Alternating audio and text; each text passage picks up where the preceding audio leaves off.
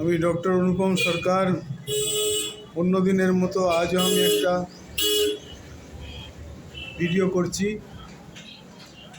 আমার সাবজেক্ট হলো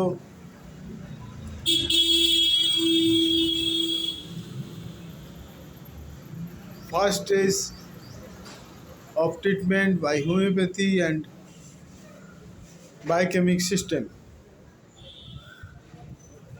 আজকের বিষয় স্মৃতিশক্তি। এটা আমার 22তম ভিডিও বাংলায়। স্মৃতিশক্তি সম্পর্কে বলতে গেলে বোঝায়, এক তো বয়স্ক মানুষদের স্মৃতিশক্তি কমে যায়, যেটা স্বাভাবিকভাবেই হয়ে থাকে। আরেকটা হচ্ছে অতিরিক্ত কাজকর্মের চাপে, মানসিক টেনশান বা ইত্যাদির কারণে বা অন্যমনস্ক থাকার ফলে মানুষ পুরনো দিনের কথা ভুলে যায়। বা অনেক সময় এমন হয় যে একজনের সঙ্গে দেখা হলো, কথাবার্তা হলো, কেমন আছে সব জিজ্ঞাসা হলো, কিন্তু তার নামটা কিছুতেই মনে পড়লো না। বাড়িতে গিয়ে মনে পড়লো বা অনেক পরে মনে পড়লো। আর এক ধরনের স্মৃতিশক্তি কম হওয়ার দেখা যায় লেখাপড়া যারা করে, সব স্কুল কলেজে পড়া বাচ্চাদের ক্ষেত্রে তারা যা পড়ে সেটাকে মনে রাখতে পারে না।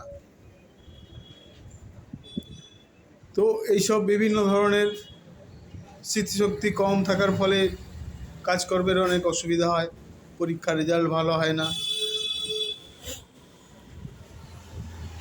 বা মেমোরি রিকল না করার ফলে নিজেরই একটা অসুবিধা লাগে। তো আমি প্রথমে বলবো যে যেটা সবার খুব কমন হচ্ছে, আমরা মানুষজনের সঙ্গে দেখা সাক্ষাৎ হলো বা ফোনে কথা বলছি, কিন্তু সব লোকটাকে চিনতে পারছি, কিন্তু নামটা তার মনে পড়ছে না। তার সঙ্গে কথা হলো, দেখা সাক্ষাৎ হলো, সবই হলো। এই ক্ষেত্রে আমাদের ওষুধ হবে লাইকোপোডিয়াম 30, রোজ সকালে খালি পেটে একবার।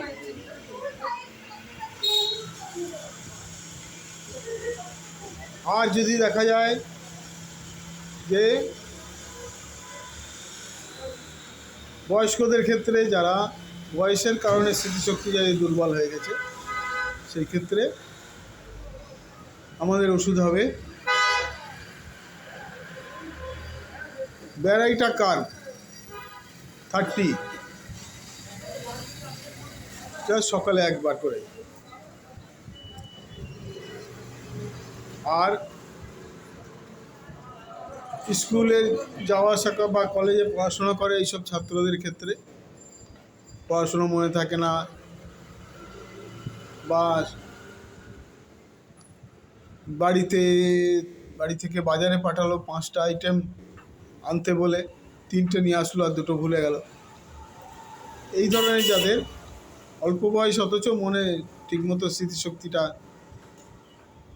সবল নয়, তাদের ক্ষেত্রে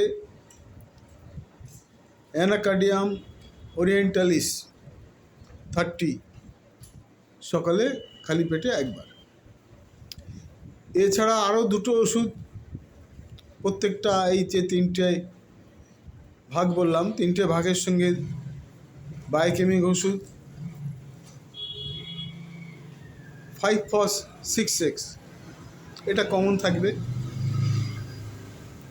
দুপুরে ও রাতে খাওয়ার পর 4টে করে ট্যাবলেট।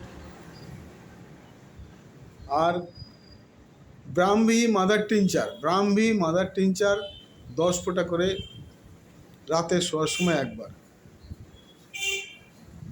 এটাও কমন থাকবে। মানে লাইকোপোডিয়াম খেলেও এই 2টো কমন থাকবে, অ্যানাকার্ডিয়াম খেলেও এই 2টো কমন থাকবে, ব্যারাইটা কার্ভ খেলেও এই 2টো কমন থাকবে। এছাড়া একটু স্মৃতিশক্তি সবল করার আরেকটা উপায় হচ্ছে সারা 24 ঘন্টার মধ্যে কিছুক্ষণ অন্তত শান্ত হয়ে বসে একাগ্র মনে কিছু চিন্তা করা। যারা ঈশ্বরীয় বিষয় ভালোবাসেন সেই সম্পর্কে করবে, বা যে কোনোভাবে একটা কনসেন্ট্রেশন করার চেষ্টা করা।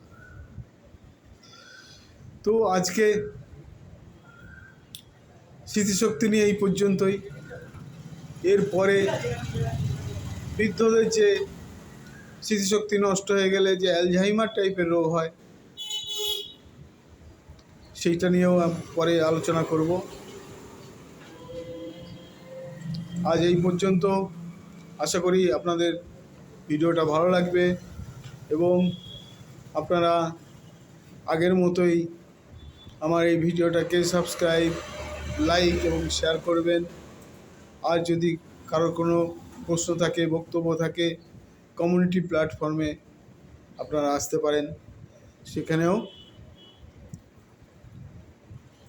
যোগাযোগ হতে পারে। সবাইকে ধন্যবাদ, নমস্কার।